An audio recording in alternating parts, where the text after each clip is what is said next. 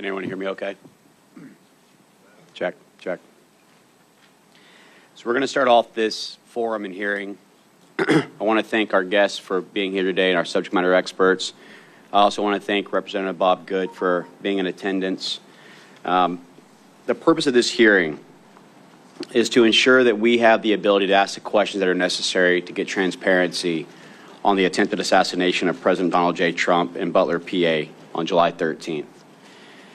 In this hearing, we will identify a lot of the actual failures, but I will be first to tell you that given the fact of the untimeliness and which point this has been conducted, you will see at this stage where I think that criminal gross negligence and purposeful intent will be indistinguishable. There was a lot of things that we can point to as critical failures. As the United States Congressman for Florida's 7th District, I had conducted at least 1,000 of these advances in my lifetime with regards to the State Department and others. And I can tell you, having worked on a counter-sniper team, having worked on an advance team, that there are critical failures that need to be identified so that the American people can understand the transparency of it, but also to raise the questions and awarenesses of why. That is the intent of this entire hearing, is to get to the why, get to those who are responsible, bearing in mind responsibility and accountability are two very different things. This is not an I'm sorry, I'll resign, I'm finished. This is a get accountability to pursue either purposeful intent or criminal gross negligence. The questions that we have to ask is, why was a venue such as the one selected not having the adequate security? Why was the higher vantage points not covered? Why was there not a either comparable or compatible communication system or a joint operations center established? Where was the security plan, the comms plan, the data range cards? Where was the actual overwatch? Where was the ground teams as far as their rates of instruction? And what was the tactical techniques or procedures that were to be utilized that would identify and mitigate all the existing threats? I think that this is just the start as we continue to unpeel the layers and layers of why was there not an early morning briefing with all to ensure communications and last-minute security plans? Why was the surveillance drone not utilized, even though it was offered? And who ultimately is responsible and will be held accountable for one of the truly most life-changing incidents for a lot of us, where we almost lost the former president of the United States? I think that it's easy to see why an independent investigation is needed. I think that we understand that if this was to have been conducted correctly, then July 14th, we would have had immediate subpoena to get the security plans, comms plans, the motorcade operational plan, the actual counter-snipers range fan data cards, and started questioning the individuals independently to do corroborations of fact-fiction boards to see what's going on. But we hope that with the continual failures within the federal government and the lack of transparency that's been provided to date, that this will help to be a benchmark of where we can move going forward to try and rebuild the confidence in your elected officials. That we will not hide behind low-level classifications, and that we will guarantee the transparency and accountability that the American people deserve. This panel that we have put together is also to acknowledge those who have paid the ultimate sacrifice. Today is August 26th, and I would be remiss if I didn't acknowledge our 13 fallen heroes in Afghanistan of August 26, 2021, and the sacrifice that's been made on behalf of a grateful nation. It's time for us to reflect on what the cost is of these freedoms, and I also want to acknowledge the service and the murder of Corey Competeur, and let his family know that we are here, we are listening, and that we will get accountability. I want to thank our members that are here as well, and I want to just end with this. While this is the first hearing of its kind to come together, it won't be the last. And that this is a message to all of Congress, that if we are not selecting people based on meritocracy, that independent investigations such as this will continue to move forward, that there are members and conservatives who will not be silenced, and that we will continue to strive for accountability in government as well as for transparency for America. And so with that, I'll turn it over to my good friend and co-chair, the Honorable Eli Crane. Thank you. Thank you guys for coming here today. Can you guys hear me in the back? Yep. Awesome. All right, I want to also acknowledge and thank my friend and colleague Bob Good for showing up today. It's been nearly a month and a half has passed since Matthew Crooks allegedly scaled a roof in plain sight with an AR-style rifle only 140 yards from where President Trump was standing. He was then able to fire off multiple rounds, tragically killing Corey Competeur while hitting President Trump within an inch of his life. That's a month and a half with frustratingly few answers and even less accountability for those who had a duty to protect President Trump. Many of the excuses that we've heard from those in leadership sound like hollow and pathetic attempts to gaslight the American people. This is also why Rep. Biggs and I have recently introduced legislation that would require the surrender of all Secret Service records related to the events of that day to be released. As a former Navy SEAL sniper, it's evident to me that many basic security measures were completely dropped, making President Trump extremely vulnerable. There's simply no excuse. I want to say thank you to my colleagues and our subject matter experts for joining us today for this forum examining the attempted assassination of President Donald J. Trump. It's clear that there was a complete breakdown of the security forces on the ground in Butler on July 13th. Today we'll be examining how this breakdown in basic yet vital security measures nearly resulted in the assassination of former president and current nominee for the highest office in the land.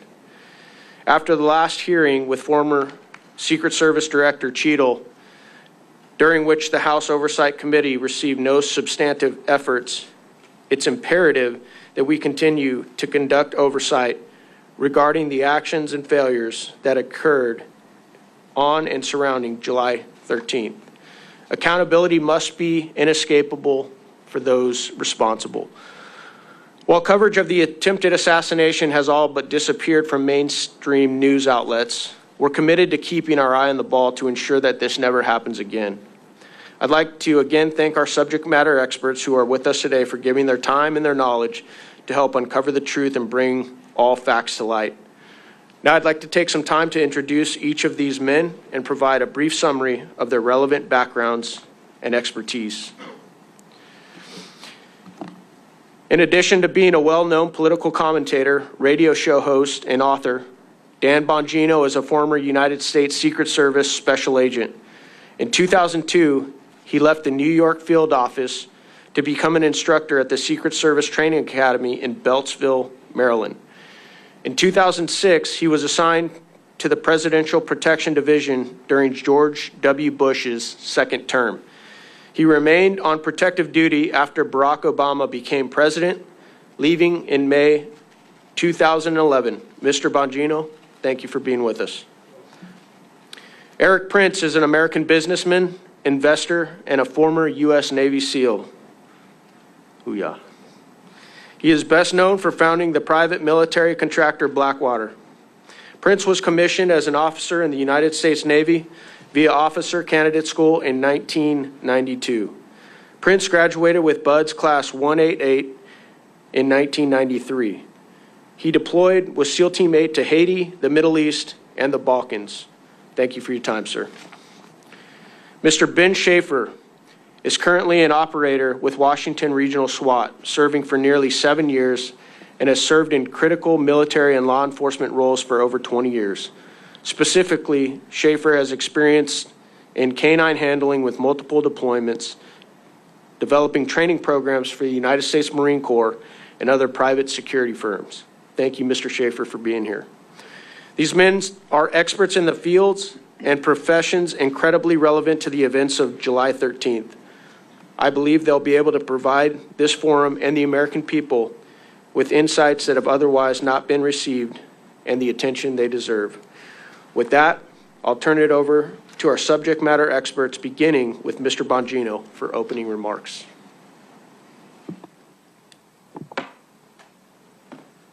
Well, thanks for your time. Thank you for doing this. Sound okay? Everybody hear me back there? Yeah. Great. Fantastic. Listen, let's just get right to the point. This was an apocalyptic security failure. A man was murdered in front of his family. 3 people were shot on live television, including President Trump in the head, who came within 2 millimeters of having his head explode on national television in front of millions of people.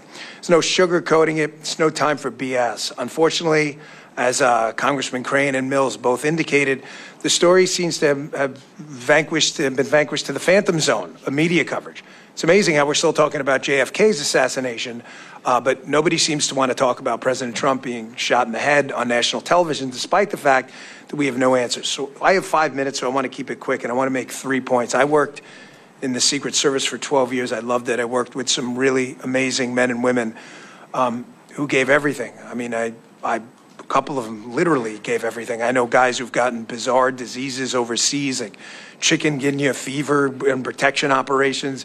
Everybody gave a little bit of something in the Secret Service, and it was a real honor to say I was part of it. But they have 3 institutional problems, I believe, in the macro will help us get to the bottom of how this Secret Service apocalyptic failure won't happen again. First, they have a technology problem. The joke in the Secret Service, which is sadly no longer funny when I was there, and it wasn't funny then either, is they rely on yesterday's technology tomorrow. Think about that. Yesterday's technology tomorrow. Everything from computer systems that waste agents' times, filling out time and attendance records they were doing, to Congressman Crane and I discussing the fact that they only implemented slings, a technology as old as the wheel, about, I don't know, 5 or 6 years into my time in the Secret Service, which is embarrassing. The weaponry was old, everything was old. These are things I would have talked about sooner if they didn't create a security crisis, and I obviously didn't want to air them publicly. Now you're seeing what happens when you don't have a drone up at a site you could have bought for $39.99 on Amazon. Second, another adage in the Secret Service, you've heard even the new acting director discuss, is the more with less approach. There is no more with less, there's less with less, okay? The Secret Service more with less approach only works if you produce more. That's how capitalism works. You produce a flat screen TV that was probably 20 years ago, $10,000. It's $200 at Walmart now. They produce a better TV with less. That's not what the Secret Service did. They produced less with more. They were given more money and produced less. A 20-year-old criminal outsmarted them on a $40 drone technology piece of device. You're telling me that's more with less? That's disgusting. That's nothing with less. That's less with more. Their budget went up. You guys know, you're appropriators. You know that. Third, and I'll wrap it up with this, turn it over to Mr. Prince. The investigative mission, the Secret Service, that they're telling you they need to make them better agents is total crap. That's garbage. Their agents are talented, smart people. They can figure out how to do protection without running out cheap $20 counterfeit notes at 7-Eleven on a Friday night while the president's getting shot in the head.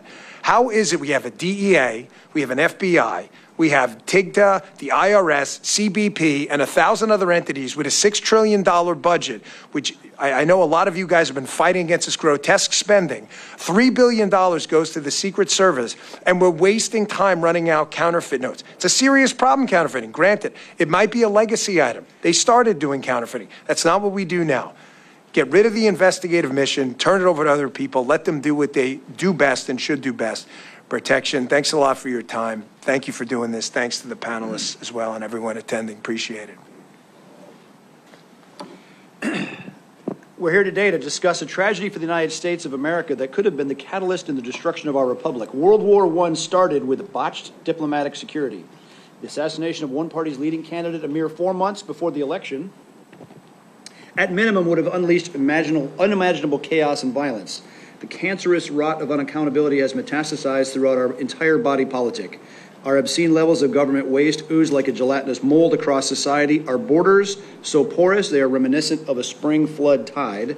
The security apparatus suffers failure upon failure globally, our enemies mocking us even while the permanent deep state has weaponized the justice system and delivers a Soviet style of lawfare. In the case of Butler, Pennsylvania, only the disinfectant of transparency and accountability will start to repair the cascading errors that led to the tragedy. In analyzing tragic events, Gray's laws come into effect. Any sufficient advanced incompetence is indistinguishable from malice. The mission of this panel must be to provide a no-holds-barred analysis of all the shortcomings that piled up to enable Butler to occur, an op order for the next administration to correct decades of drift from excellence. I know how difficult high-threat executive protection work is. One must be prepared, coordinated, and lucky every day. The bad guy only has to get it right once. There is no question that a failure of coordination, communications, training, and leadership failed America in Butler, Pennsylvania with tragic results. I'm honored and happy to help ensure that will not happen again. I think, and especially as we think the anniversary of the debacle that was Afghanistan, the theme of no accountability across all our agencies rings true, because no one has been held accountable for anything in Afghanistan or anything since. And I think a corollary is if we think back to the debacle that was Desert One, the attempted Iranian hostage rescue mission in 1979, ended terribly. 8 Americans dead, international embarrassment, didn't rescue the hostages. Congress took action, changed how the money is spent. Why? Because if you try to do a special operations mission, or if you're trying to do a protective mission while you're doing currency investigations, no, you can't serve two masters. They created the United States Special Operations Command to find the money and the personnel to focus on getting that mission correct. And if you think about it, the JSOC capability that the United States government has today is elegant and it's effective. And until you change the money issue and until you put people in charge that are serious about this business, we will continue to have the kind of embarrassments, both listed by Jason Chaffetz before, and we dodged a bullet. Donald J. Trump dodged a bullet. We cannot afford to have more of these.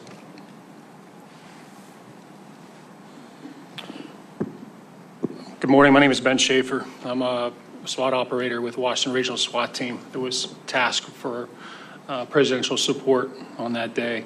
I just want to take a moment to thank everyone for the opportunity to be here today as you examine the assassination attempt on former President Donald J. Trump in Butler, PA. Before I begin, I feel compelled to also echo those condolences for all the victims that suffered that day and continue to suffer because of those tragedies. Since joining the Marine Corps in 2004, I have deployed, fought, and been recognized for exemplary service and performance in both Iraq and Afghanistan. I have provided security services to the President of the United States and other high-ranking members in the United States government. I have protected diplomatic persons, high-net-worth corporate clients, media personalities, investigative journalists, and the general public. I continue that work today as a SWAT team leader and executive protection specialist. I have been recognized on numerous occasions for my high level of professionalism, proficiency, and knowledge of all security measures while working in those fields. As I analyze what happened in hindsight and real time on July 13th, there's a few points that I'd like to talk or mention that haven't sat well with me or I haven't been able to reason. Part of that is in the conversation of what happened that day and the abilities or lack thereof. The ability to communicate quicker between agencies is definitely a shortfall. That was not optimized in what we'd normally see in a presidential support mission. This all led to an obvious delay in communication when we were beginning to target and respond to the threat that was Mr. Crooks that day. The lack of coordination between tactical element leaders and the Secret Service left ground elements in the dark and prevented necessary time to prepare for specific venue considerations and needs prior to that event. All Overwatch, sniper, counter-sniper positions should have had direct communication with each other that day at that entire rally. Some of the technical difficulties that have already been mentioned that I'd like to echo is the lack of drone coverage or drone overwatch that day, which left many danger areas exposed and severely, and I say that again, severely, impacted the ability to secure the venue and the event itself.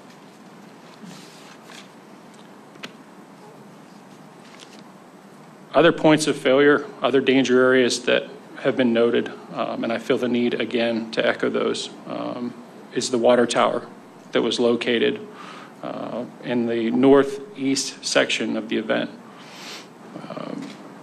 That's a major, if not catastrophic failure to not identify that is a elevated, optimal, and opportunistic place for anyone with any kind of knowledge to wreak havoc on that event.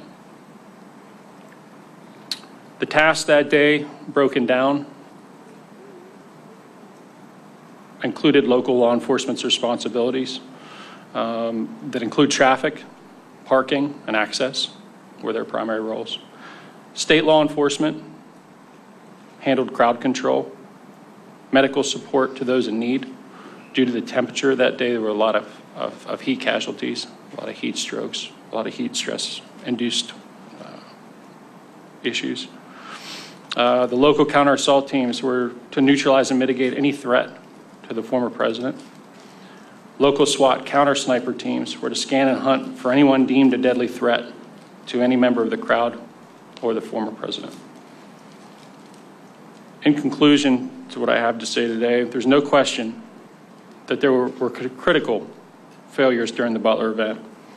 It is important that we learn how and why this security failure occurred so that we can better provide safety and security to those high-ranking officials and the general public in the future. I truly believe Americans deserve that.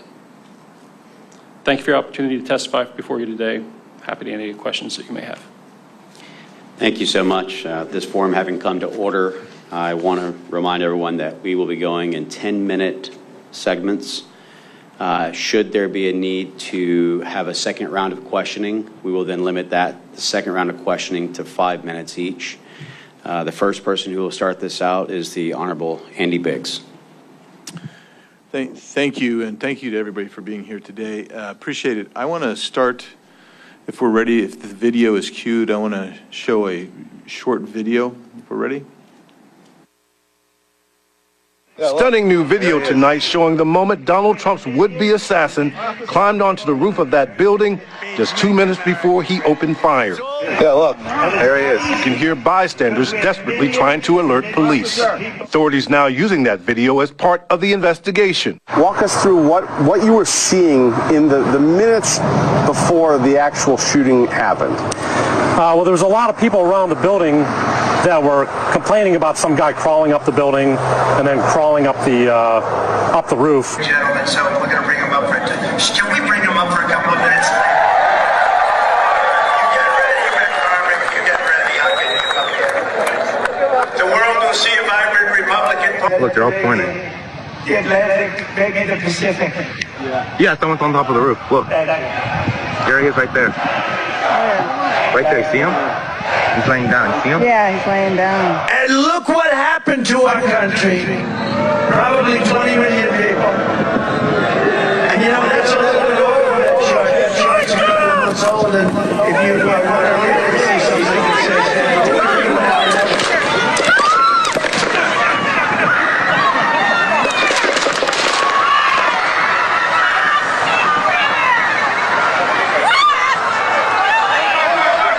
I hope he's turning this way. Be careful, guys. According to a former agent, Secret Service counter-sniper teams should have scoped out and advanced all those areas where there were potential threats beforehand and known what the line of sight to Trump could be.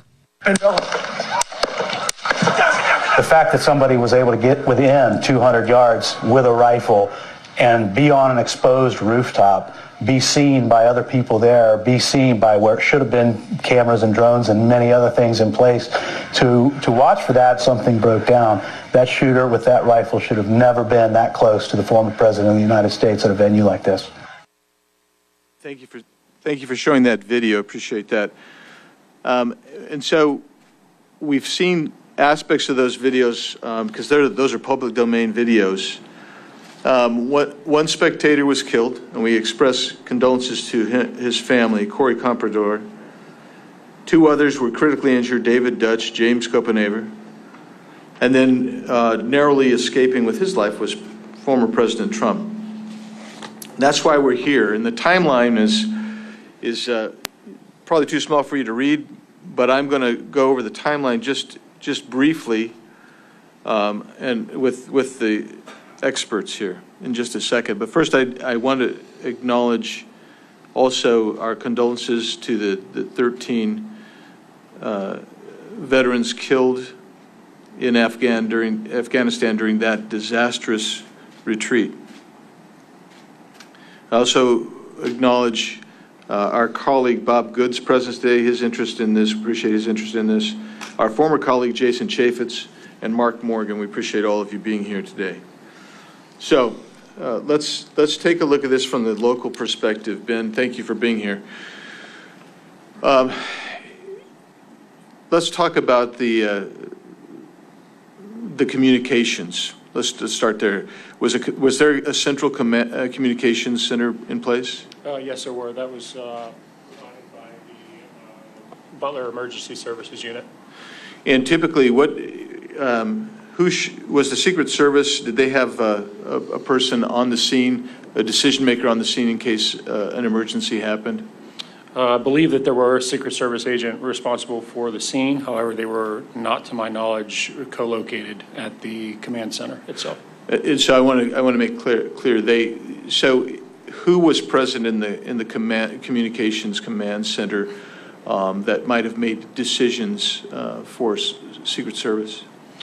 Secret Service, my understanding is that the information that was gathered by the command center, which would have been being operated by the Butler Emergency Services Unit and the commander in that capacity, he was responsible for relaying that information to a point of contact he had, and my understanding was that it was over a cell phone as opposed to in-person communications. Is that normal to have a cell phone communication, or is there usually a body there that can make a decision? In most security postures and events that I've been part of for these types of events, there is someone actually physically co-located for that reason. Due to the loss of cell phone service, which we experienced that day, a possible loss of radio communications that day. It's a very robust and fail-proof way to communicate because of the level of importance that's needed. Let's put it this way. Were radios and communication implements offered to Secret Service by the local operators? They were, yes. And what was the form of the communication? The form of communication would have been some type of encrypted law enforcement style radio. And do you know, did the Secret Service avail themselves of that? Did they obtain those radios? I believe they were offered, but I do not believe they were taken. So they did not utilize the preferred mechanisms of communication that was offered to them? That's correct. Let's talk timeline for a second. So if we look at this timeline, it indicates to us, let me go 5:10, at 5:10 p.m., the shooter is identified as a suspicious person near the AGR building. Does that sound right to what you're understanding of the timeline? Yes, sir.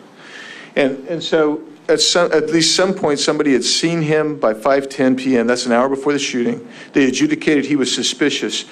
And in testimony before the committees of Congress, they indicated to us that, when I say they, I'm talking Cheadle, Rowe, and Ray, the directors and interim directors of Secret Service and FBI. They indicated to us that there's a distinction between a suspicious person and a threat. And so you have a suspicious individual, you have a threat, there's an interim category as well. What's that interim category? In our line of communications from a SWAT point of view and from a tactical point of view, our escalation of people that we encounter starts out as a suspicious person, then goes to a person of interest, and then from that level upgrades to what we refer to as a threat. And each one of those warrant a different response. So the actual shooting takes place right about 6:11 p.m. So an hour elapses. How soon after the first identification of the shooter, which is at 5:10 p.m., did you? Well, before we get there, let's lay the foundation. What were you doing that day? I was in a counter sniper role with one of my teammates in the southwest quadrant of the event center. Distance-wise, it was approximately 238 yards southwest of the podium and approximately 348 southwest of the shooter's final firing position. And so he was not ever in your sector of responsibility? Nor in my visual, nor sector, nor visual. I never had visual. How soon after he's identified were you given information that, or did you hear information that there was a suspicious character that you should be alerted to? I believe those text messages came across, and just to give some background on the text message tactics. So in this type of event, as tactical officers, we try to build redundancy in communications because it's so critical. We start out in a primary role, which would have been our radios that day, communicating on a designated channel amongst all the tactical operators. Because we were in support of the host agency, which would have been the Butler, the Emergency Services Unit, we also were running a secondary channel that was our local Washington Regional SWAT Team channel. On top of that, the snipers and counter snipers, or I should just say the counter snipers, there were no snipers involved in our chat, had set up another chat to be able to provide any type of pictures or any type of relevant media or anything like that that we'd have been able to crosstalk. So did you ever see any pictures? Were any pictures ever sent to you? They were. The pictures came across the chat at approximately 5:38. So about 30 minutes after the shooter, then at that time he was a suspicious individual. That's correct. And when he gets up on the roof and he's crawling across the roof, is that what threat assessment would normally be made of that guy at that point? Sure. I think it's important to mention that, from the time the original pictures were taken, the comment of him possibly having a rangefinder or that he was confirmed to have a rangefinder at that point would have automatically escalated him in our protocols from a suspicious person into a person of interest. And that would have warranted some type of either investigatory detention or a stop and question at that point when the rangefinder became a factor. Ben, Mr. Schaefer, at what point in that hour or before were you notified of the rangefinder, the use of a rangefinder? Within minutes of the original information being passed. So I would say shortly after 5:38 p.m. or 17:38. Thank you so much. My time's expired. You'll bet. Mr. Biggs, Mr. Schaefer, thank you so much. At this point, we will turn it over for 10 minutes with the Honorable Eli Crane. Thank you. I'm going to start with you, Mr. Prince. I I know you have a bit of a public profile, but I'm not sure everybody here understands the depth of your experience here. What was the name of the organization that you founded, sir? Blackwater. How many employees did you have at Blackwater when you ended up selling the company? At peak of about 3,500 Americans deployed doing everything from very high-end executive security to aviation and training. 3,500. That's it's a pretty large company. Brigade size. Yeah. With other protective companies that did executive protection around the world, how did you guys rack and stack? Were you one of the largest companies, one of the smaller companies? I'd say we were the largest doing that. We never really intended to be in the security business. I started after the SEAL teams and built a training facility. SEAL teams had been using private facilities since the 1970s, and no one had done one on an industrial scale. And started, and then as the demand signal of 2 wars and all the gaps created by trying to take a conventional military into a counterinsurgency created a lot of demand signal, and so we responded by providing a lot of executive security and ended up doing most of the diplomatic security work for almost 10 years. Yeah. Though there's some similarities between what the Secret Service does and what you had to do overseas, there are definitely some differences. Sure. Correct. In fact, we interacted with the Secret Service whenever the president or some other senior person was coming over. In fact, before we took over security first for Paul Bremer in Iraq, the Secret Service came over to do a study if they wanted to handle it, and they didn't want to touch it at all because they are used to being able to shut down everything and create their own bubble. You can't do that in an active war zone, so that job fell to us, and we grew into that. It was, and that expertise also led us to doing a lot of training for other State Department programs where we'd had at least a dozen countries send their Secret Service equivalents that protected their presidents, and whether that's Lebanon, Colombia, Taiwan, a lot of places with active threats and very active, whether it's Sicarios or Hezbollah, we prepped those units to face that kind of threat. And, we did it, we did 100,000 missions. No one under our care was ever killed or injured. I want you to repeat that, sir. Did you guys ever lose a protectee? No, we did not. Thank you. You said something interesting on an episode of Sean Ryan that I saw a couple weeks ago. You said, thank God it was a 20-year-old kid and not a 10-man Hezbollah team. Can you expound on that a little bit? Sure, because the fact that a 20-year-old kid could get his drone in the air, could get himself into a firing position only 140 yards away. 140 yards is point-blank range. My then 12-year-old son could have made that shot. Yep. And thank God that 20-year-old aimed at a headshot at President Trump, because if he'd aimed center mass, President Trump would probably be dead, because I don't think he was wearing plates. He wasn't wearing any kind of body armor that would have stopped that rifle round. And a 78-year-old man taking a gunshot wound to the upper chest is not going to go well. A Hezbollah team or ISIS or you name the terrorist organization that actually knows what they're doing would have been successful that day. And the Secret Service was nearly defeated by a 20-year-old, and we all, including Donald Trump, literally dodged a bullet that day. So I want to double down on that real quick. In your opinion, in your professional opinion, is the Secret Service in its current form and leadership able to stop a threat like that? President Trump was definitely deprived of resources that day for whatever their political reason. They had 1/3 the amount of agents covering him as were covering Jill Biden in the same region at an indoor event. She had 12 post holders covering her.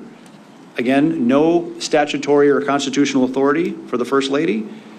Donald J. Trump was had 4 Secret Service agents assigned. And I think even when you look at the debacle of a failure of the advance team to actually secure the perimeter and to deny the obvious sniper hotel locations where a bad guy is going to set up from, to the complete lack of coordination and communication, not communicating with the local law enforcement, not taking the radios of local law. Come on. to even when shots were fired, the clumsy, unprofessional way of getting the protectee off the X. There was catastrophic failure across the entire enterprise. Thank you. Mr. Bongino, I want to turn to you real quick. As somebody with a lot of experience in the Secret Service, is it correct, sir, that you at this point have members of the Secret Service whistleblowing and calling you right now to talk to you about the culture of the Secret Service? There are so many. It's getting to the point now where I thank them and say, but I've already heard that from 10 other guys. And I bring that up because none of these problems are new. Anybody telling you that is lying directly to your face, and you better hope they're not under oath. Anyone is suggesting in a congressional hearing or elsewhere that these problems are new, the personnel problems, the logistics problems, the manpower problems, the technology problems. I just told you a sad running joke in the service when I was there. I'm gone since 2011. Last time I checked, it's 2024. It was yesterday's technology tomorrow. And other things here that are inexcusable that have been brought up before, like Ben and Eric just brought up. The communication failures are basic. This isn't like the Secret Service $1 million radio system that uses NSA-level encryption magically broke down that day. They literally handed them a radio they didn't take. This is why when Congressman Mills says, borderline criminal negligence, you should take that seriously. What could possibly be your excuse to say, you know what, I don't really need to communicate with the law enforcement guys out there on the scene. We asked to, they had no obligation to be there. It's a Secret Service's job to protect the president. Out of a courtesy, they showed up. And you don't even have the respect of these local law enforcement people, respect for them to take the radio?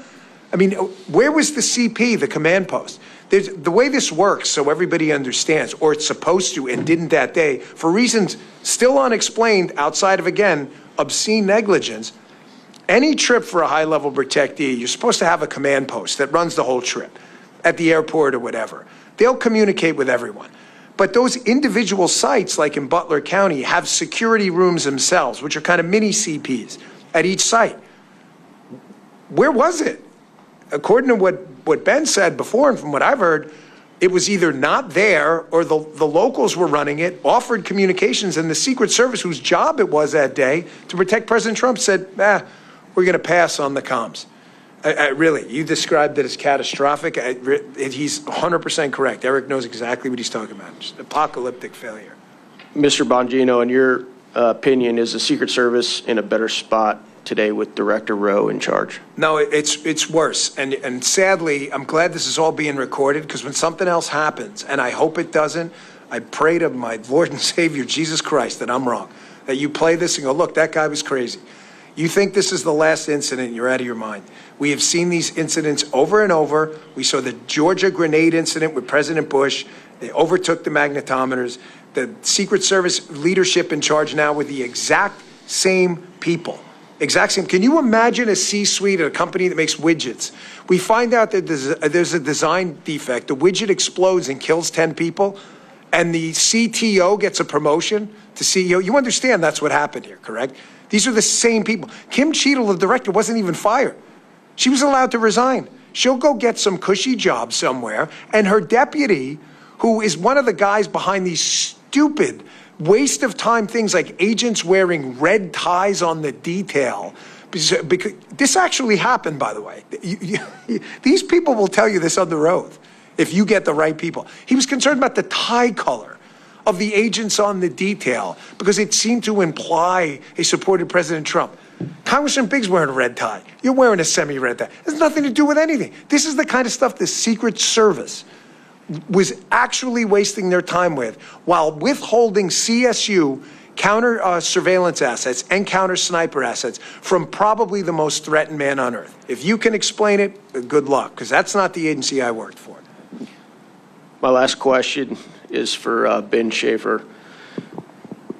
In your opinion, Mr. Schaefer, why were counter snipers in AGR that had access to the entire building, from what we've been told, not able to see crooks crawling up the roof, when we've seen several videos from the ground level taken by bystanders and individuals not even tasked to be doing security, were able to photograph crooks wearing no camouflage, crawling on a white roof. Why were the snipers, the local snipers, not able to see crooks and dispatch of him? I can only pass this knowledge through secondhand communications. I was not privy to that location or to survey that ahead of time. Although I have spoken to those individuals that were placed in that room that day, based on the depth of the room, their placements, and the limited field of view that those windows provided. They were pretty narrow, as most standard residential windows are held.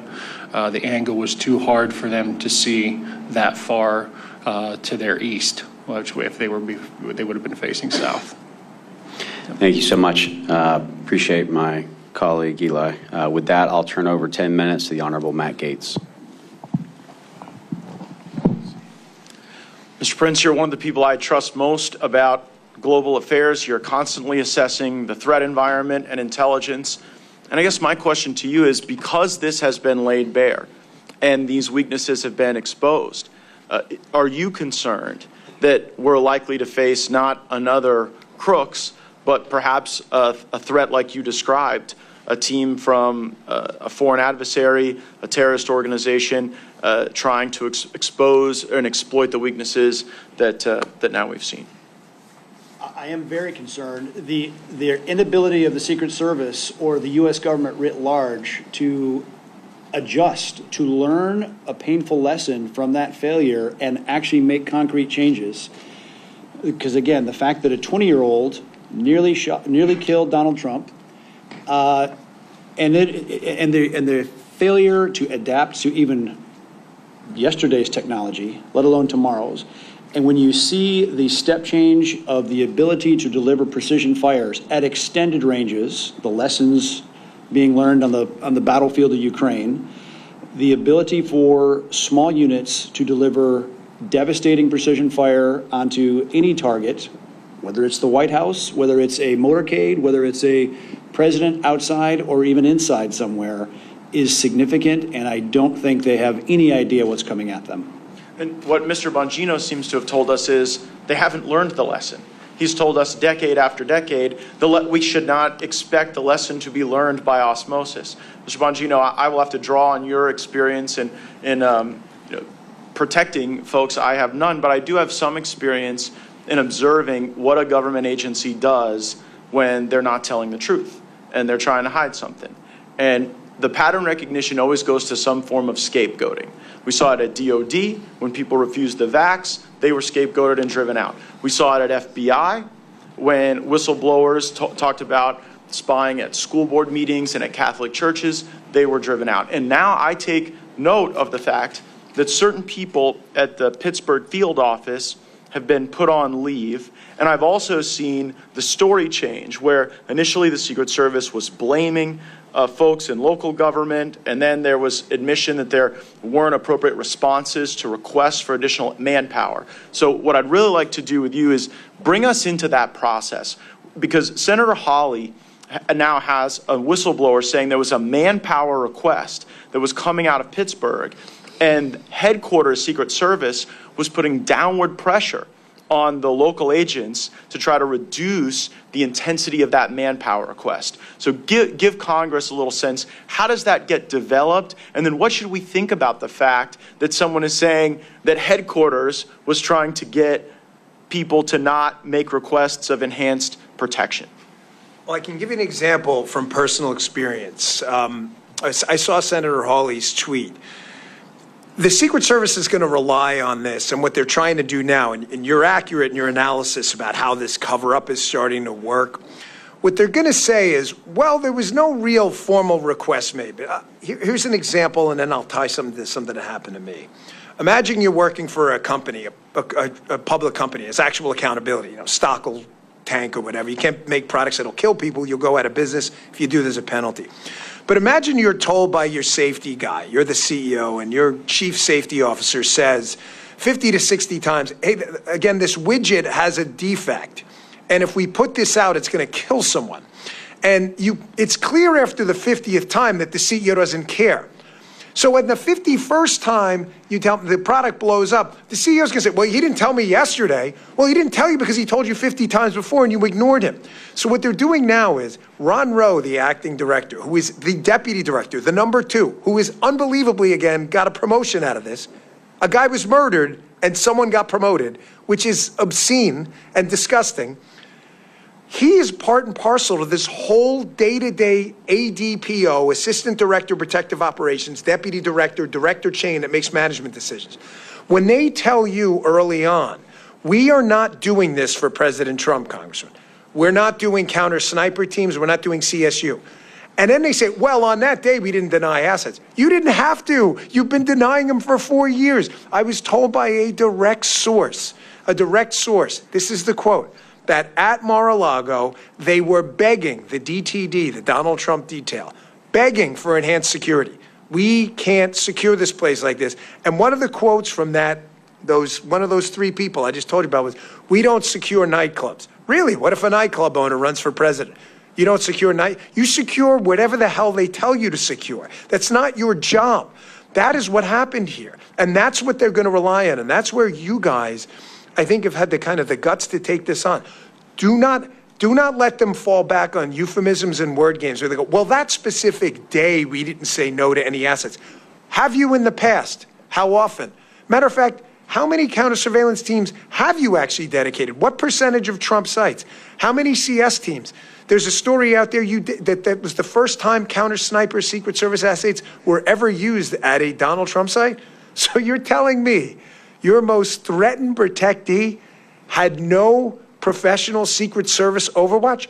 As Ben showed, these guys are more than skilled and competent. They don't need the Secret Service to tell them how to do their job. I think that gets to this intent question that Congressman Mills framed up perfectly at the beginning of our discussion.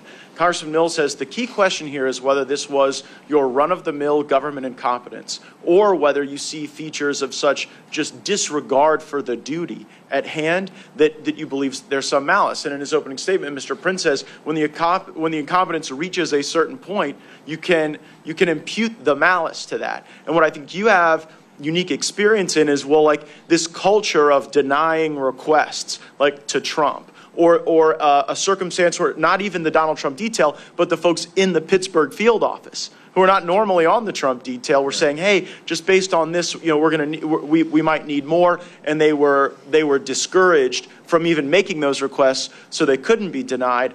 I think you can give us a lot of insight into the type of questions we need to be asking and of who to understand that culture, because like you think of the Secret Service, they're off with a number of protectees, yes, right, of all kind of different profiles and different, I guess, priority, for lack of a better term. And so, like, what should we think about imputing malice at a point in which Donald Trump, one of the most threatened people on the planet Earth, is having to endure these denials and this culture of limited protection while you're seeing other details, beefed up substantially? I think, and I don't think I put this out yet, but I'll put it out there now. When I was there, it was definitely not a political enterprise. It just wasn't. I never once, working for President Clinton, Bush, and Obama, had anyone even remotely implicate a political motive for any decision whatsoever.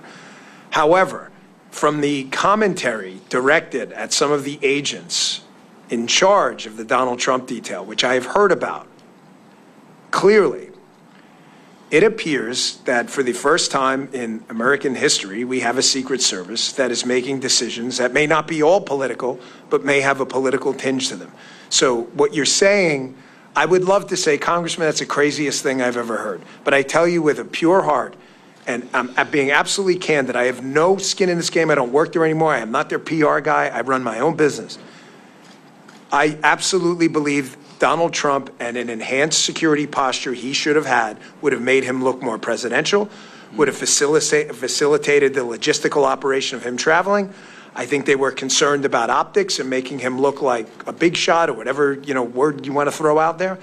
And they were making some of these decisions based purely on grade school level politics. I don't want to believe that, but I didn't want to believe it with the FBI either. I didn't want to believe it with the NIH either. I mean, a lot of these agencies that have been, I think, subject to political capture, we want to think of them as above that. And we all spend time around Secret Service. We're inspired by their patriotism and the willingness you have to literally take a bullet for someone if necessary. But just like in the military, just like at the FBI, I worry about the political capture happening at headquarters, and then that culture informing decisions in a way that's very damaging to the country. So what Mr. Bongino just said ought to be the most important work of the United States Congress, to figure out if these decisions were run-of-the-mill incompetence that you've got to deal with the better tech and the better processes and the better HR and getting rid of the DEI. But if it's something even darker and more devious than that, that must be rooted out, because what we've seen at these other agencies of government is it does not cure itself. It has to be excised, and that investigation is the most important work we can do. I thank you guys for leading this effort, and I yield back. Thank you, Mr. Gaetz. With that, I just want to go first to you, Mr. Prince. You said you roughly have about 3,500 at the peak of Blackwater, correct? That's right. Secret Service currently has approximately 7,000, approximately. What was your highest annual revenue, if you don't mind me asking, give or take, for that many operations? Ooh, for that, the protective mission was about 2,500 to 2,800, and that revenue would have been around $600 million. So $600 million for that. And again, that's deploying in a war zone where 41 of our men, my men, were killed in action. So safe to say, if you had $3.3 billion allocated to you, you could have done some even more miraculous things with resource and assets, correct? I'll give a simple comparison. Around 2005, George W. Bush wanted to grow the size of the Border Patrol. I remember being called to a congressional hearing then because they compared what it would cost us to train a new CBP agent versus what the federal government was going to take. And our figure came in at 1/3.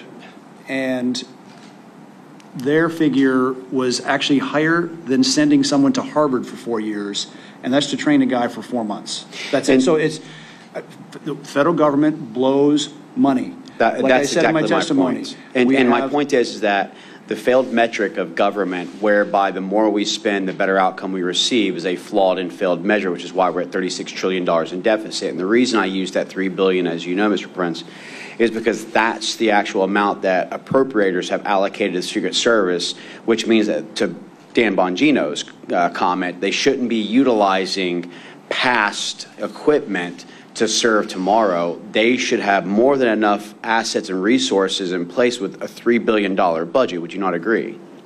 Certainly. And I want to go to you, Mr. Bongino. I want to point out some things, because culture failure, as my colleague has pointed out and others, I want to mention a couple of things. August 14, 2024 is reported failure that a Secret Service agent abandoned her post without permission to breastfeed child before Donald Trump was scheduled to arrive in North Carolina. August 12, 2024, it was reported that a Secret Service special agent who was an official site agent for the July 13 Butler PA rally is under investigation for posting videos and photos for protective assignments to social media. July 27, 2024, a Secret Service agent covered the security camera of a local salon in Pittsburgh, Massachusetts, before an event featuring Kamala Harris, where the salon was closed, but opened it up without approval and utilizing restrooms for an hour and a half while the building's security alarm was going off. July 2nd, 2023, it was reported that a former Secret Service Director Cheadle and senior agency leader sought to destroy the cocaine found in the White House in July of 2024. The evidence was not destroyed due to pushback in individuals in the Secret Service Forensic Service divisions. May 2024, a man enters the U.S. Secret Service Miami field office through a propped open door and was not removed from the building until the following morning. April 24, 2024, a special agent assigned to Harris's detail had a mental breakdown where the agent is reported to have physically attacked the commanding agent in charge at the base after verbal disputes with other agents. Sometimes during 2023 and 2024, at least 2 people breached President Obama's Hawaii residence. Though the president wasn't there at the residence, his 2 daughters were on premise at the time. April 2023, a drunken intruder entered the home of National Security Advisor Jake Sullivan in the middle of the night. The man was able to gain access to Sullivan's home despite 24/7 Secret Service protective services in Sullivan due to the sensitive nature of his position. Now, I want to go back to a comment that you made, Mr. Bongino. where he said none of these problems are new. I think just the list of those that I've just mentioned shows that this is not a new problem, but has existed for quite a while. And with a $3 billion annual budget, I would think that we would start evaluating those mistakes to make those corrective actions. Would you agree with the things that I've listed, with the budget that is allocated, that there should be a much better provision of security for protectees than what you're seeing today? Oh, there's zero dispute about this. You know, Mr. Prince's company had accountability. People fire him and find a new company if he lost a protectee. You can't fire the Secret Service. 18 U.S.C. 3056, they're obligated to protect him. The Secret Service has a culture problem, Congressman. I was an instructor in our training academy in Beltsville, Maryland for 3 years. I ran operations over there, taught investigations over there, spent a little time in the Control Tactics Unit. I was there for 3 years. Unfortunately, I can't count on one hand, I would need probably two and toes as well, to count how many agents who could not meet even basic protective functioning skills and criminal investigative skills, but who met other criteria completely irrelevant to job performance, who were pushed through and told with a wink and a nod, this woman or man needs to graduate. Well, why? They're clearly incompetent. Every instructor who's encountered this person has said this person's incompetent, to the point where in judgment drills, they're killing the protectee in the judgment drills. That's kind of not what we do. You're not supposed to shoot the protectee yourself in a simunition drill. And you would say things, you would hear things, from special agents in charge, and I encourage you all to look into this, how the training center works and how they graduate students, where they would say, well, that person files a lot of complaints, like EEO complaints. Okay, well, are they real? That sounds serious. Sounds like a serious thing to me. I take that stuff seriously. And they would say, well, they file them enough that it's become a nuisance and they're not really legitimate, but because this person files a lot of complaints, we need to graduate them. Some of those people now, matter of fact, not just a few, but many, are out on protective assignments now. And again, this is not... So what you're saying is that DEI plays a major role, not meritocracy, with regards to the current culture that has been fostered. No, not a. No, the major role. The Secret Service right now is dominated by DEI. It's not a role. It's the role. You ask agents on the president... I think that everyone's heard me say before, DEI equals DIE. You know, DEI stands for didn't earn it. And we need to be very cautious in how we do this. Ask his family. Correct. I just want to move on briefly with the time. Mr. Schaefer, I just need you to kind of confirm the no's. And when I say confirm the no's, you'll understand. Didn't take the communication platform that was given by local forces, correct? That's correct. Didn't take the surveillance drone offered by local forces, is that correct? That is correct. Didn't show up for the morning briefing to ensure that last-minute planning could be accounted for. That is correct. Didn't take any necessary measures to talk to the Kubota dealer, who was 400 yards away, to the 12 o'clock direct line of sight, to even see whether or not they could gain access to that rooftop or talk to the owner. That is correct.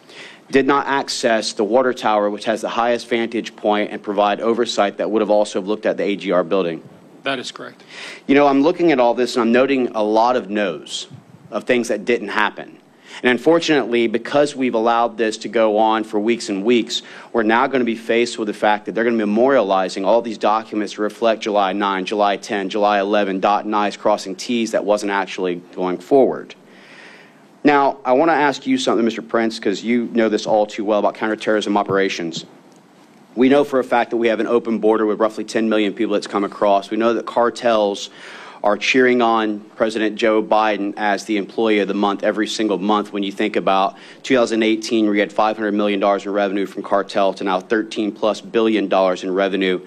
If you knew a president was coming in that would put things like Romania and Mexico back in place, secure our borders, and cut your revenue, you have the training, you have the assets, you have the revenue, would you deem that person as a threat and want to take that individual out? It's a very simple answer, because you can see what they did in the last Mexican election that just happened a few months ago. They killed 27 conservative candidates, assassinated while campaigning. And noting that you had the successful counterterrorism operation that eliminated the shadow master, Qasem Soleimani of Quds Force, as well as for Abu Mahdi al-Mohandes, who led the Iranian proxy militias of Iraq, would you deem that as them declaring a fatwa to increase your threat profile as an individual protectee? Certainly the Iranians would see it as a risk worth taking.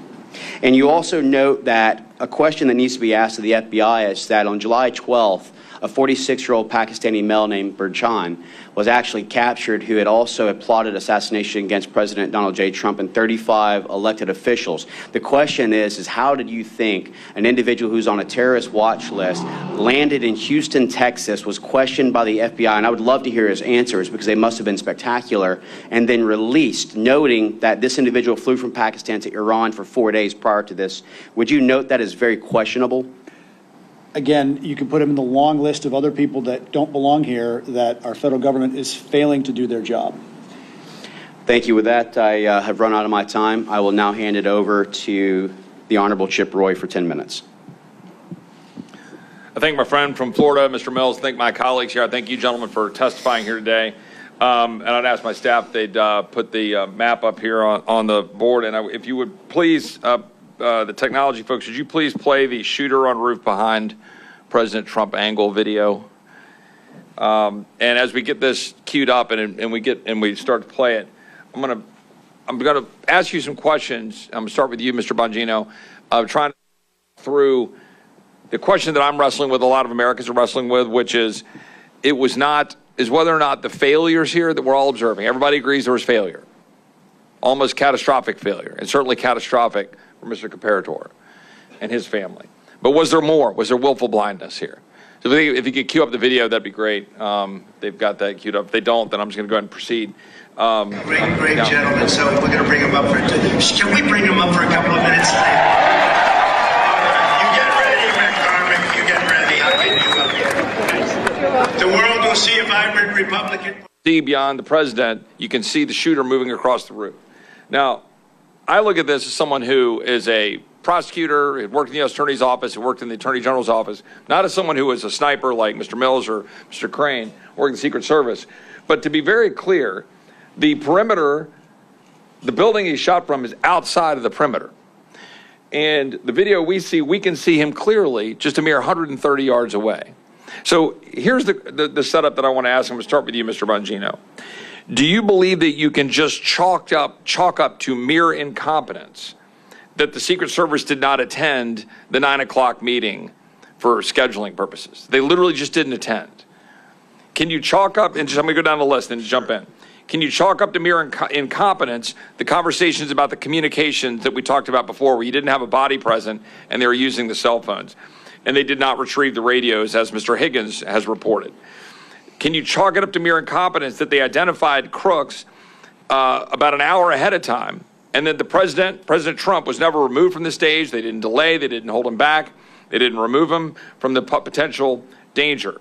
That the perimeter did not include the buildings around over here, and to the extent, should there have been a perimeter that was farther out, and to the extent that the perimeter wasn't farther out, that they at least make sure the building wasn't covered.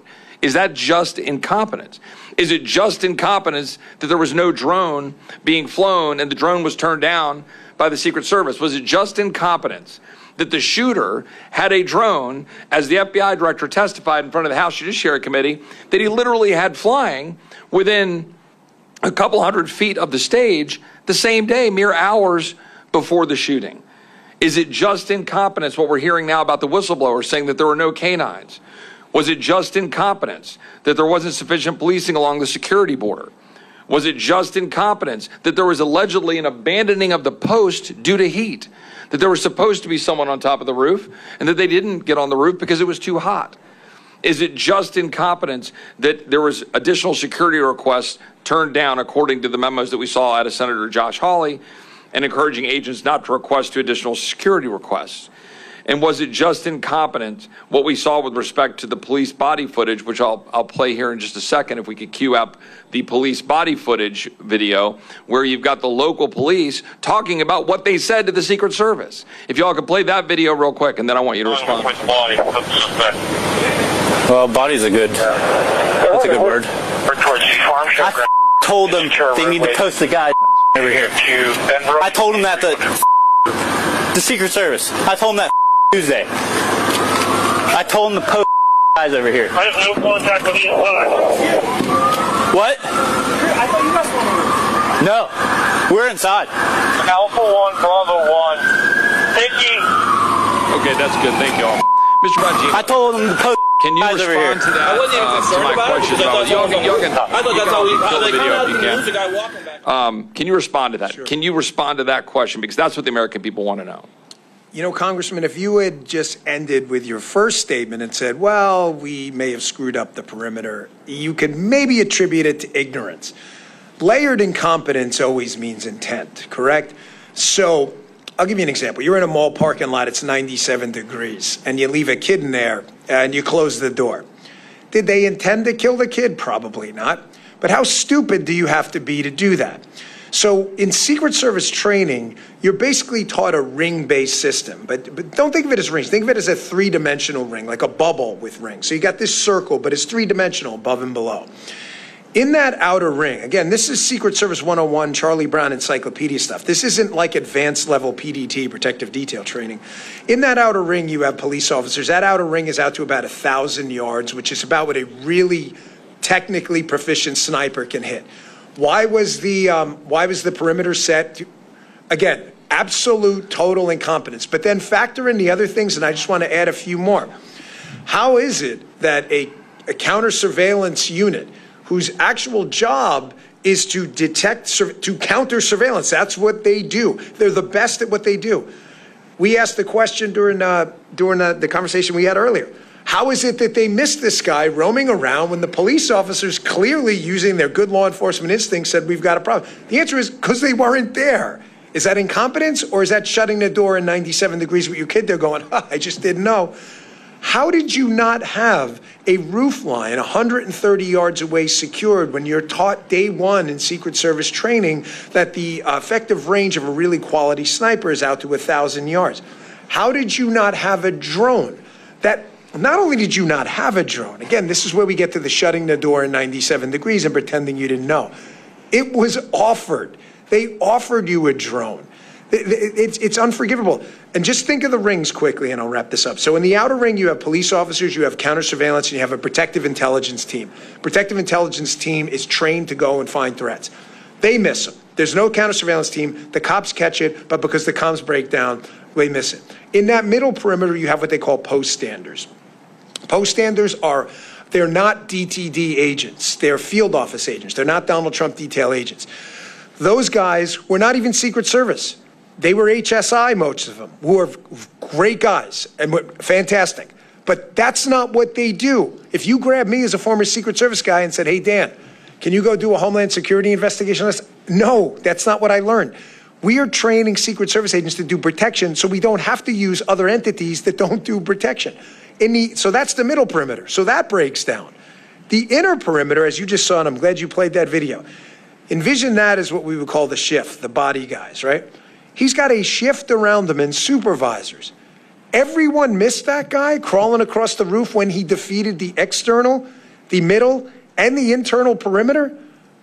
You shut the door in 97 degrees. I'm sorry. Layered intent, layered incompetence like that is absolutely intent. I've got another question on that, but I just want to ask you, Mr. Prince, real quick. Do you have any a relatively short comment on that? Can you dismiss all of this as sheer incompetence? The question I want to have answered is if other counter sniper agents, officers, saw any person laying in a prone position with a rifle pointed at the President of the United States, do they have authorization to take a shot immediately, or do they have to get permission? Because if the Secret Service wasn't there and they were laying at a stakeout for a bank robbery, would they have to get permission if they saw means and intent to murder someone? I don't understand why any of the other officers didn't engage sooner. Mr. Schaefer, do you have any comment on that in terms of the engagement and the rules of engagement that were in place? Yeah, absolutely. I can clarify that a little bit. So as a law enforcement sniper, we have a lot of responsibilities and inherited flexibility. One of those flexible procedures or statuses that we incur is known as compromised authority. Compromised authority in the law enforcement sense basically lays out the requirements for a deadly force response. And in that point in time, based on all the prerequisites that were identified and all the checks in the boxes that were made, Mr. Crooks would have met that level or that threshold. I'll let some of the experts on that subject follow up on that. I think there's probably some more follow-up there. I just want to ask one last question, my last minute of time. Mr. Bongino, we talked about this before. I have seen credible information, the extent to which the shooter had significant explosives that were sophisticated beyond that you would expect some 20-year-old just to put together, and that he had sophisticated detonation devices on his person, or a sophisticated detonation device, and importantly, that his digital footprint is completely MIA, that his digital footprint is missing, and that how can a 20-year-old in today's time have no digital footprint? So do you have any thoughts on that, any comments on that? And that'll be my last question. Well, 4 years of doing protective intelligence investigations with the Secret Service, interviewed probably hundreds of people who have credibly threatened our protectees. I've never seen anything like it. If you would have told me it was a 60-year-old guy who had lived most of his life without a computer and for the last 10 years have been planning this, hard to believe but digestible. You're telling me a 20-year-old kid who's grown up in the digital era figured this out when he was, 13? To never get an online presence? We've seen nothing. Nothing. We're now 6 weeks in. There's not a Facebook photo. You know, it's incredible. We know every single thing about these shooting incidents when there's a political narrative to be had by the media and the other side. We do. You know who their high school girlfriend was. Sadly, you know everything about these people. We know nothing about this guy. And sophisticated explosives, we have this massive law enforcement bureaucracy. No one's got him with an online search history at a library saying, how do I build this? He's 20 years old. It just defies logic. I can tell you, again, 4 years doing these exact investigations, never, ever seen or heard anything like this in my life. Thank you so much. We're now going to go into our second round of questioning. And again, I appreciate the panel and all that you guys have been providing in regards to expertise and on-ground truth realities. We're going to continue to move on, going back to the Honorable Andy Biggs. You're recognized for 5 minutes. Thank you. Thank you so much. I want to just try to hit some quick questions. When Mr. Schaefer, you were talking to us earlier about moving to texting. The counter snipers were texting. What does that do with your ability to stay on glass?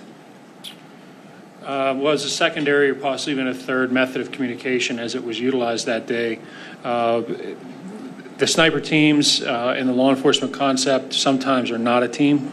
Sometimes we're deployed into situations where we're a single operator.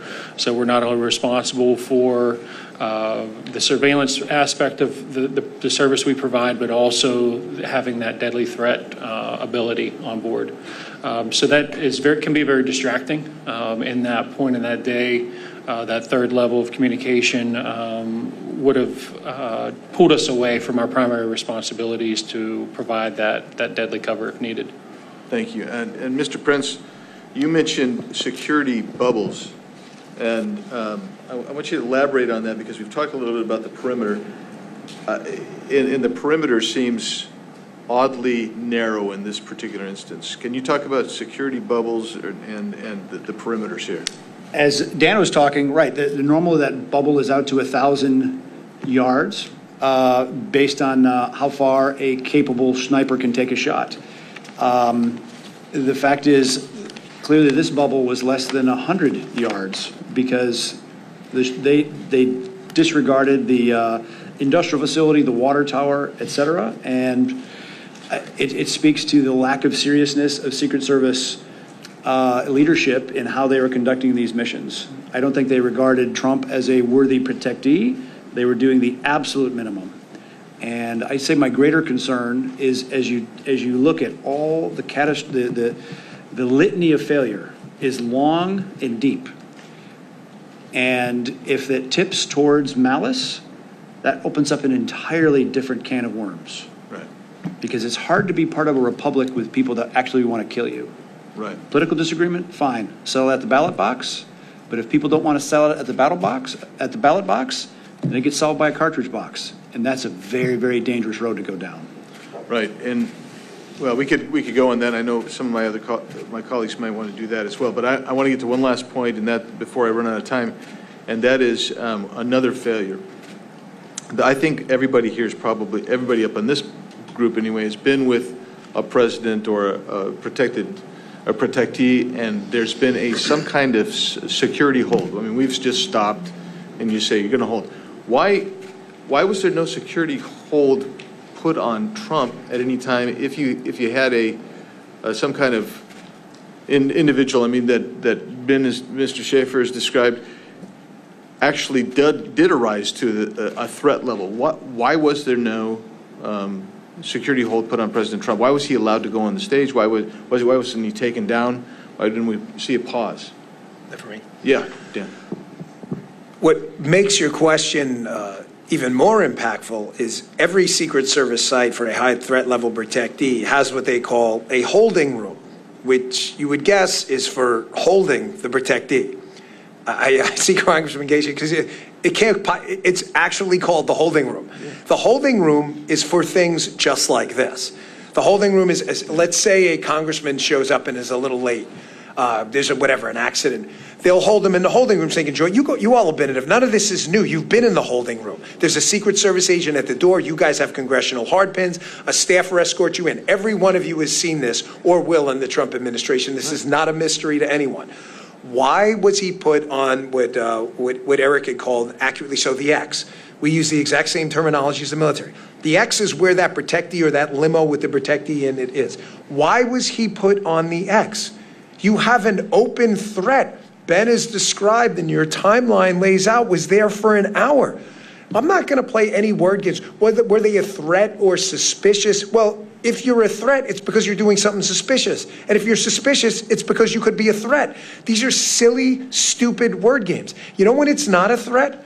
When your CSU or PI team goes and grabs the guy and determines he's not a threat. Until then, your question's accurate. You put him in the holding room, which is the point of the holding room. Can I ask one more question? So I just want to follow that up. And you made the point earlier about counter surveillance. There were no counter surveillance teams there. There's a public domain videos of him, Mr. Crooks, wandering around. Was there anything in his behavior wandering around that if he would have had a counter surveillance team there, it would have triggered an interaction with this guy earlier? I'm going to answer yes, but respectfully, and I know you understand, the CSU and PI teams are trained in very specific behavioral indicators that would give off, and speaking about them openly would probably give operational knowledge to bad guys. I know you understand that, but the short answer is not only one, but many behavioral indicators he was giving off that if we could talk in a secure setting, you'd be like, how did they miss this? The CSU team would not have missed it if they were there, which they weren't.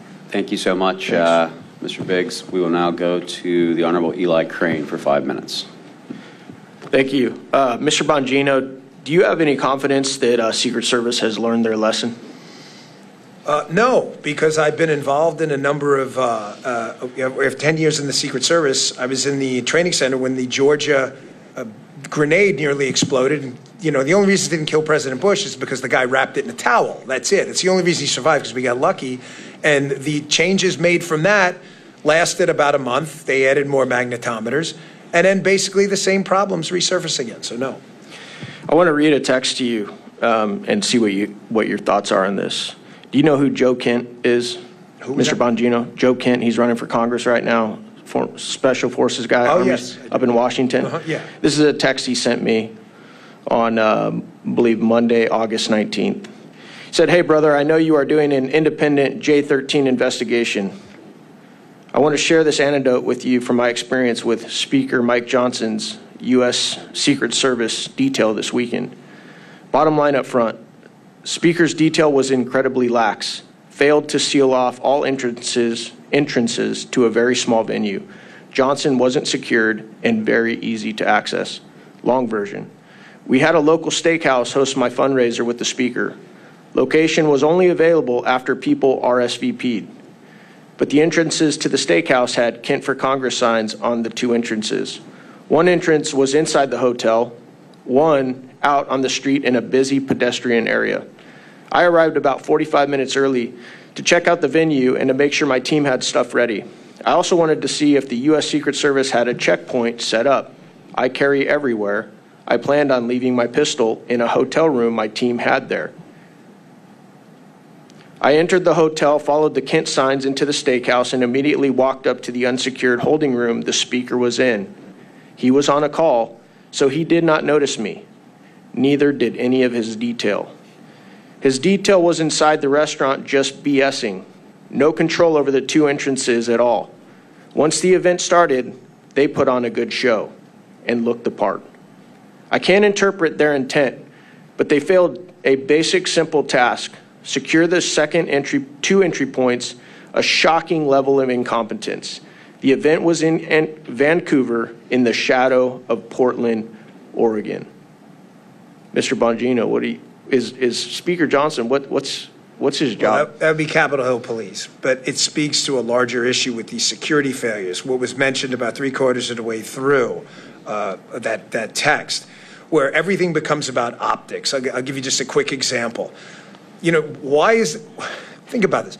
Why are Secret Service agents out there wearing suits? You don't see that with a lot of Israeli Shin Bet and others, because the threat over there is existential every day. I mean, these are little things. You're worried about optics and what people look like, red ties on agents and guys who've got their shoes shined, when you're not worried about door kickers who are going to keep you alive. The good show part is a problem, and it's ubiquitous, whether it's DSS, whether it's Capitol, whether it's Secret Service. We have to start focusing on job tasks and not, operational optics or who's got the freshly pressed suit on.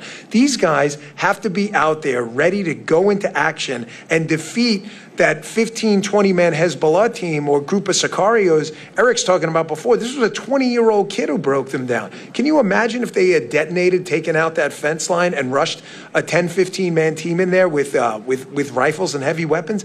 There would have been a mass murder scene. That motorcade would have never gotten out of there. Yeah. Thank you. You were talking about slings earlier and how long it took the Secret Service to adopt slings on their primary weapon system. Why is it important to have a sling on primary weapon system? And what is this? Why did it take so long for the Secret Service to get on board with having their agents carry slings? I candidly wish I was joking with you guys, but I'm not. The Secret Service's operating kind of de facto motto when I was there about technology, we're laughingly calling it sling technology. I mean, it's like technology like the wheels technology, right? Is because we've always done it that way. I'm not kidding. You get a bunch of Secret Service agents up here and you get them on the record, and they will tell you exactly that. I remember when GPS technology first started, and President Bush was riding his bike, and we brought a guy into headquarters, and we said, hey, we're losing President Bush a lot on the bike. I mean, he was a good biker. He'd go in the woods. And, the guys were with him, but the motorcade was having a hard time finding him. Well, maybe we should look at this thing called GPS. We've never done it that way before. Why would you need a sling? For 1,000 different reasons. You may need to go hands-on. You may need to grab a ladder. You may have a weapons malfunction. What are you going to do, hand the weapon to someone else in the crowd while I get my pistol? This is technology the military's been using, as you know, since World War I. Who knows? It's a mentality where no one wants to take a chance, and if nothing's happened because they got lucky in the past, then there's no reason to change anything. Mr. Prince, I heard you had an interesting take on a public episode that I heard you doing an interview on. A lot of Americans believe that this was possibly an inside job, just based on everything that they've seen leading up to the assassination attempt. They saw efforts to impeach Donald Trump. They saw efforts to, put him into bankruptcy. They saw the DOJ weaponized against him, and they saw, folks try and put him in jail for 750 years, and then this happens. I know you have an interesting take on that where you really don't believe that. Can you go ahead and share that with this panel today? You're right. There is a long list of ways that the one political party has weaponized all aspects of government in our society against their political opponent. And that is exceedingly dangerous for the survival of the republic, because that can go both ways. I don't think this was a grand conspiracy, another shooter, etc. Because if there was a second shooter, when the 20-year-old was shot and the Secret Service detail did an awful job of getting Trump off the X and let him stand up again, Great instincts of the president to come back defiant, having just been shot in the head, to come back and say, fight, fight, fight. Great instincts on him. He never should have had the opportunity to do that because his detail should have put him horizontal and moved him off there immediately. If there was a second shooter, it was a prime time for them to be shooting. So I don't believe there is a second shooter. I think this is a litany of incompetence. And it speaks to, as we also remember the anniversary of the debacle of Afghanistan, our problem is we have a federal government that doesn't have any accountability in any way, shape, or form. And I push back on you in Congress to affect the bureaucracy the one way that they care. Cut their damn budget. Starve them out. Nothing else will get their attention other than their starvation. Well, I can definitely agree with that. I think all of us on here have been willing to shut the government if we're not willing to shut the border, and we've made that clear at times. With that, I'll hand it over for the Honorable Matt Gaetz for 5 minutes. I've learned a lot in this session, and here's what I think I've picked up. One thing did not go wrong that resulted in President Trump being shot. Mr. Bongino explained the 3 different layers and the lack of air controls. Mr. Schaefer explained the comms breakdowns. You got the paperwork back and forth with the field office and headquarters. So all these things are going wrong. So then the obvious question is, why did that systemic cascading failure occur? And I think you've given us really good testimony as to why. First, it's Bongino saying, well, this was bound to happen based on these structural failures, with technology failures, with this embrace of DEI and a quota system. You had a very low floor to start with. And then I don't want to bury the lead here.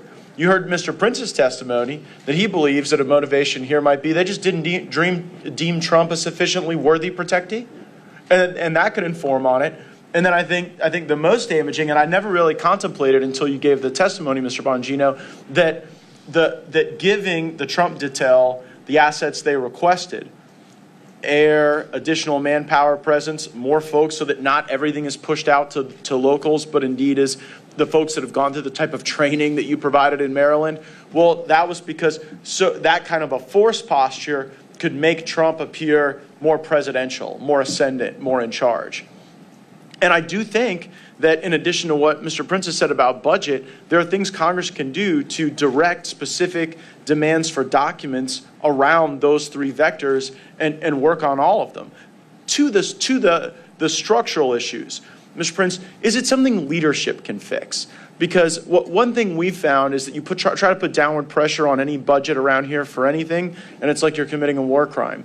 And in some cases, we've seen some agencies improve when you get the right leadership in and can administer an effective agency. What's your perspective on that? I remember in the late 80s, during the Iran-Contra crisis, controversy, and the CIA was not being forthcoming with some documents that Congress had requested. And of course, the Democrats were in charge of Congress then. Tip O'Neill was the speaker. He made it very clear that he was specifically withholding all the pay for all the SIS, the Special Intelligence Service, Senior Intelligence Service officers at CIA headquarters until those documents were delivered. Shocker, the documents were delivered by Friday to the Congress. Bureaucrats will respond to very specific pain points. I think it even speaks wider than this debacle in Butler, Pennsylvania, but the fact that and it speaks to under-resourcing Trump, they no-resourced Bobby Kennedy, RFK, when his uncle assassinated while president, his father assassinated while attorney general for the act of politics in America. And they denied him. So it is not too much to surmise that a politicized Secret Service succumbing to the whims of Jill Biden, sending 4 post holders to cover Trump, 12 to cover Jill Biden. At that point, no coverage of Bobby Kennedy. Again, this can only be solved. Congress has the power of purse. Use it as a large bludgeon. Yeah, Mr. Schaefer, is there any dynamic you think I've missed in sort of summarizing this as, low agency performance generally layered with the other dynamics that the other witnesses have shared?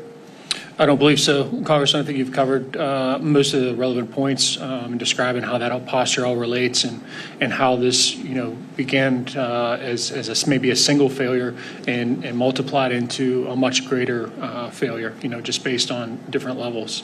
I'll say that, the local law enforcement agencies that were involved that day, both tactical and non-tactical, were improvising, adapting, and overcoming to a lack of intelligence that was provided to them that day. In my historical background, in the Marine Corps, these types of events require planning, require reconnaissance, require intelligence in multiple stages. It requires rehearsals, things that were not seen in this event for this day. My knowledge is when I came onto the scene that morning, that I was fed multiple briefs and multiple maps of the area. I gathered information as much as I could the night before, which is about the same time as my commander had received the briefings for that day. So we really felt like we were on the back foot and just tried to overcome that throughout the day and gather what we could. Great, thank you. My time's expired, but I think you've all provided us excellent areas for further inquiry. Thank you, Mr. Gaetz. I want to go over some forensic questions because I think that as we continue to peel the layers back, what we don't find is enough answers, but more questions that need to be asked. Just in a quick yes or no, do you find it odd that literally only days after the attempted assassination on President Donald J. Trump, while the roof was too sloped to place individuals for counter-sniper operations, that it wasn't too sloped to a roof for the FBI to go ahead and tamper, in my opinion, with evidence by washing the roof off that may have had significant evidence on it? Do you find that odd? Yes, I do, Congress. Mr. Prince? Yeah, I certainly don't realize, I don't understand what the rush was to wash a roof. Mr. Bongino? No doubt. Do we also find it odd that, as of recent, one of our colleagues, Representative Higgins, had uncovered the fact that the body of Matthew Crooks had not only been released and cremated, but that the coroner who's responsible for releasing the body had no knowledge of it? Mr. Schaefer? Yes, absolutely. Mr. Prince? Sounds like destruction of evidence. Mr. Bongino? Given the gravity of what happened, absolutely. Do you also find it odd that no ballistics, no toxicology report, no confidence in the actual, proof of who it was who took the shot has been provided to date? And also, just to follow on to that, how quickly the crime scene at the home was actually released before any evidence had been obtained and released? Mr. Schaefer. In total analysis of your question, I think it warrants maybe a little more than a yes or no. I absolutely find that to be troubling. I also find that there were multiple friendlies that engaged the shooter that day, and no report has been given back to that local agency that was involved in that information. I feel that's critical. Mr. Prince? Yeah, again, there's a lot of things that just smell around the entire thing, and like I said in my opening statement, only the disinfectants of transparency will clean this up. And so covering it up and hiding only compounds a really bad look on the federal government. Mr. Bongino? Yeah, I'll say again, given the gravity of the situation, extremely odd. Do we find it odd that in addition to a 20-year-old not having a social media presence and being scrubbed, that in addition to having the knowledge on how to create sophisticated explosive devices with a multi-channel transmitter, that there was also leaked evidence or leaked information on regards to 3 encrypted accounts? Do you find it odd that these encrypted accounts, which are overseas, has not been discussed and or talked about at any point? Mr. Schaefer? Absolutely, Congressman. Mr. Prince? In the same way that Congress passed a law in 1992 that within 25 years, all things related to the Kennedy assassination were supposed to be declassified and released, why cover this up? Why, again, what is being covered and what is being covered up and why? And it makes a bad situation even worse. Mr. Bongino? odd, to say the least, yes. I want to go back to something earlier as well. Mr. Bongino, Secret Service, NYPD, worked in the actual training of it. Do you believe that a protective detail should be appointed based upon the title you carry or the threat level based upon the office in which you are to obtain? It should exclusively be based on a threat assessment. It should have nothing to do with the title. And do you agree that if you were the Secret Service director, that when the request came in based on President Trump's profile, based on the existing threats that would need to be mitigated, based on the request by his own officers, that that would be something that you would approve or disapprove? There isn't a scenario where a sane, rational, well-trained Secret Service agent would deny CSU or counter-sniper assets to a threat, to a protectee with a threat footprint like Donald Trump. Not a chance. Well, I really appreciate that, and I know that you're enjoying the private sector, but I can tell you we'd have been far better off by having the director of the Secret Service be Dan Bongino than it be Ronald Rowe or Director Cheadle. I'm going to go ahead with this and turn it over to my colleague, Mr. Honorable Chip Roy, for 5 minutes. Thank my friend from Florida. I know some of you are on a clock. Got to get out of here at 2 o'clock. I think we're going to come right up on that number. I'll just have a few questions really quickly. First of all, because we had some conversations earlier about the building from which Mr. Crooks was able to position himself. One of the things that's been talked about is the slope of the roof and all this nonsense. People, we've seen members, Clay Higgins, some of these guys been able to walk on that roof. But one of the things that I was questioning about, nothing was deployed, given the extent that it was allowed to have the perimeter inside of that, and then allowed that guy to be able to get access to it, and all the stuff you're talking about with the rings, and they didn't even deploy anything like putting barbed wire up or anti-climb spikes or anything else, right? There was literally nothing put up to deter someone from being able to get access to those buildings. Is that correct, Mr. Schaefer? You were on site? Yes, Congressman, that is correct. And I mean, would that have been, again, given that it wasn't within the perimeter, would that have been another thing they could have done? Was done something to at least limit the ability to have access to the building? Put some sort of anti-climb spikes, barbed wire, anything up around it? Yes, there were multiple possibilities on how to defeat that or possibly take that out of play as a threat area. A question I'd ask Mr. Prince, you raised the defunding question. I don't think anybody questions where I personally come from on desire to defund a large chunk of government to the extent that I possibly can. But that being said, I think it was Mr. Gaetz who laid out the extent to which you're viewed as basically a war criminal if you dare, raise those issues. But the real issue is, right, it's always the threat of shutdown, right? It's like, oh, things will shut down. And so this is my actual specific question. The psychology is always reversed. It says if you take the money away from the Secret Service in this case, or let's say we're talking about Border Patrol and dealing with the border. We had Mark Morgan here earlier. Anything we do to say, hold on, no, we're not going to give you this funding unless we get X. And then the other side says, well, you're taking away the funding from the thing you say you want. And i.e., we want a competent Secret Service. What is your response to that as someone who has been an effective and efficient manager of a large-scale organization dealing with security to push back on that argument, which I think is a flawed argument? I have my own views on it, but I want to hear your thoughts. What made America great, what made our society effective in the first place was competition, was innovation and efficiency from the private sector. Government did not make America great. And so that is a fundamental difference in paradigm that needs to be settled at the ballot box. And even Republicans have to return to being they have to return to be the party of fiscal sanity, because even Republicans have been runaway spenders, prolific, and it's like going downhill on one ski instead of on two skis. We've been going downhill. Mr. Schaefer, and this is a question that I don't know exactly what you're going to say to it, but as someone who's on the ground and familiar with it, was there anything, we have that video, which I'm not going to pull up for sake of time, where you've got the sniper sitting up on the roof behind the president, right, and seemed to be looking across the direction to where Mr. Crooks was located.